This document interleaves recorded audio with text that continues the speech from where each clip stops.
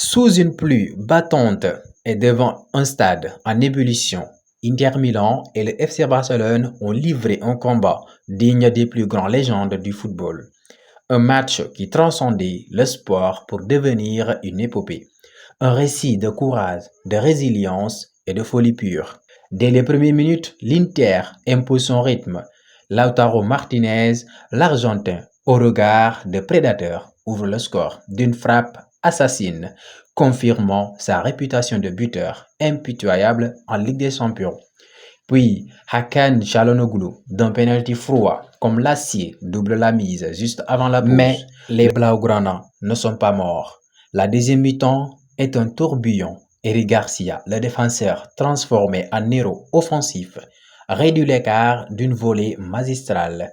Puis Dani Olmo, d'une tête puissante, égalise après une passe en or de Gérard Martin, le jeune latéral gauche qui écrit lui aussi sa légende.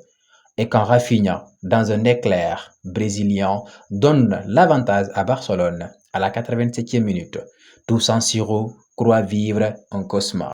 Mais le football est un conte cruel. À la 93e minute, Francisco Acerbi, 37 ans, défenseur usé par les batailles, surgit comme un revenant pour égaliser d'une frappe enragée.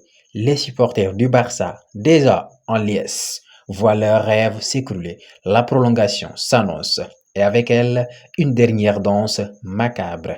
Et puis, il y a Davide Fratesi, blessé, fatigué, presque oublié. À la 99e minute, il reçoit le ballon, prend son temps, là où personne n'en aurait, et frappe.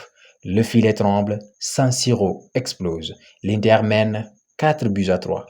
Et malgré les ultimes assauts de Lamine Yamal, arrêtés par un Yann Sommer héroïque, les Italiens tiennent bon.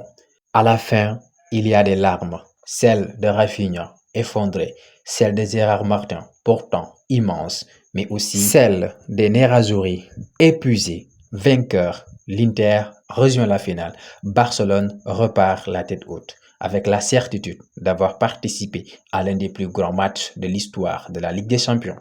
Ce match n'était pas qu'une demi-finale, c'était une tragédie grecque, un opéra, une bataille où chaque joueur a écrit sa propre légende.